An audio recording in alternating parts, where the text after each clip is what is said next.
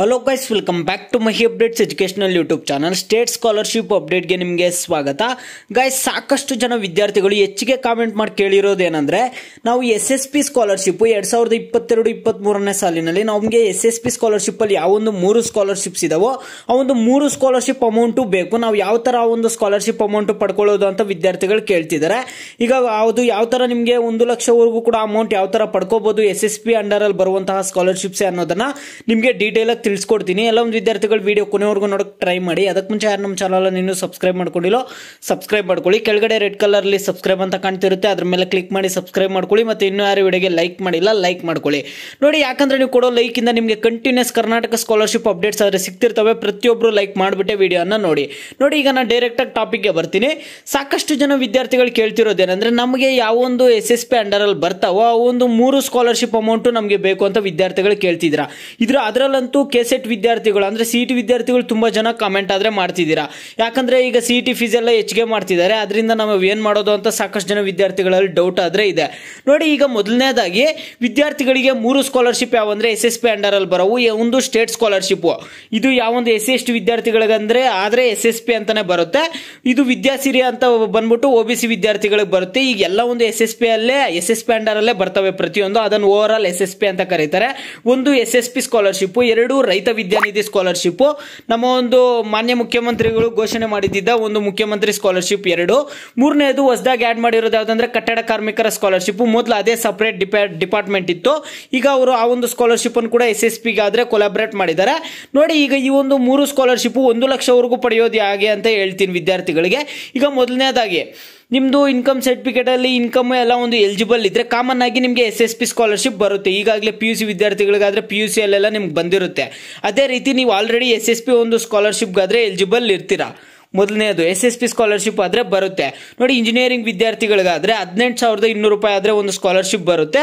ಬೇರೆ BSc common ಒಂದು courses ಮೇಲೆ ಡಿಪೆಂಡ್ ಆಗುತ್ತೆ. BSc ವಿದ್ಯಾರ್ಥಿಗಳಿಗೆಲ್ಲ 5,500 ಇಂದ 6,000 ವರೆಗೂ ಕೂಡ ಅಮೌಂಟ್ ಆದ್ರೆ ಬರುತ್ತೆ. ಈಗ ಇಂಜಿನಿಯರಿಂಗ್ ವಿದ್ಯಾರ್ಥಿಗಳಿಗಾದ್ರೆ 18,200 ರೂಪಾಯಿ ಆದ್ರೆ ಬರುತ್ತೆ. ಅದು SSP ಕಾಮನ್. ಈಗ ರೈತ ವಿದ್ಯಾನಿಧಿನೂ ಬೇಕು, ನಮಗೆ ಕಟ್ಟಡ ಕಾರ್ಮಿಕರ ಸ್ಕಾಲರ್ಶಿಪ್ ಬೇಕು. ಈ ಒಂದು 2 ಸ್ಕಾಲರ್ಶಿಪ್ ನಮಗೆ ಬೇಕು, ನಾವೇನ್ ಮಾಡೋದು ಅಂತ ನೀವು ವಿದ್ಯಾರ್ಥಿಗಳು ಕೇಳ್ತಿರ್ತೀರಾ. ನೋಡಿ, ಈಗ ರೈತ ವಿದ್ಯಾನಿಧಿನೂ ಬೇಕು, ಕಟ್ಟಡ ಕಾರ್ಮಿಕರ ಸ್ಕಾಲರ್ಶಿಪ್ ಬೇಕಂದ್ರೆ ನಿಮ್ದು ಕಟ್ಟಡ ಕಾರ್ಮಿಕರ ಕಾರ್ಡ್ ನಿಮ್ಮ ಒಂದು ಫಾದರ್ದಾಗ್ಲಿ ಮದರ್ದಾಗ್ಲಿ ಇಬ್ಬರಲ್ಲೊಬ್ರದ್ದು ಕಟ್ಟಡ ಕಾರ್ಮಿಕರ ಕಾರ್ಡ್ ಆದ್ರೆ ಇರಬೇಕು.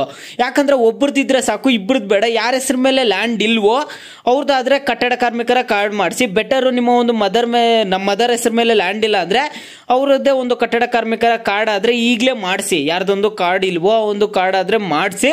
ನೋಡಿ, ಒಂದು ಕಟ್ಟಡ ಕಾರ್ಮಿಕರ ಸ್ಕಾಲರ್ಶಿಪ್ ಆಗ ನೋಡಿ ನಿಮ್ಮ ಒಂದು ಫಾದರ್ ಹೆಸರು ಮೇಲೆ ಲ್ಯಾಂಡ್ ಇದೆ ಅನ್ಬಿಟ್ಟು ರೈತ ವಿದ್ಯಾನಿಧಿ ಸ್ಕಾಲರ್ಶಿಪ್ ಆದ್ರೆ ಬರುತ್ತೆ. ಕಟ್ಟಡ ಕಾರ್ಮಿಕರ ಸ್ಕಾಲರ್ಶಿಪ್ ಯಾವ ತರ ಬರುತ್ತೆ ಅಂದ್ರೆ ನಿಮ್ಮ ಒಂದು ಮದರ್ದು ಒಂದು ಏನೊಂದು ಇದು ಕಾರ್ಡ್ ಇದೆ, ಆ ಒಂದು ಕಾರ್ಡ್ ಮೇಲೆ ಕಟ್ಟಡ ಕಾರ್ಮಿಕರ ಸ್ಕಾಲರ್ಶಿಪ್ ಆದ್ರೆ ಬರುತ್ತೆ. ನೋಡಿ, ಈಗ ಟೋಟಲ್ ಆಗಿ 50,000 ಒಂದು ಸ್ಕಾಲರ್ಶಿಪ್ ಅಮೌಂಟ್ ಆದ್ರೆ ಬರುತ್ತೆ. CET ವಿದ್ಯಾರ್ಥಿಗಳು ಯಾರೊಂದು ಇಂಜಿನಿಯರಿಂಗ್ ಜಾಯ್ನ್ ಆಗ್ತಿರೋ ನಿಮ್ಗೆ 50,000 ಒಂದು ಸ್ಕಾಲರ್ಶಿಪ್ ಅಮೌಂಟ್ ಆದ್ರೆ ಬರುತ್ತೆ. ಕಟ್ಟಡ ಕಾರ್ಮಿಕರ ಸ್ಕಾಲರ್ಶಿಪ್ 50,000, ರೈತ ವಿದ್ಯಾನಿಧಿ ಬಂದ್ಬಿಟ್ಟು 10,000, ಟೋಟಲ್ 60,000. ಕೆಲವ್ರಿಗೆ 11,000 ಕೂಡ ಬಂದಿದೆ.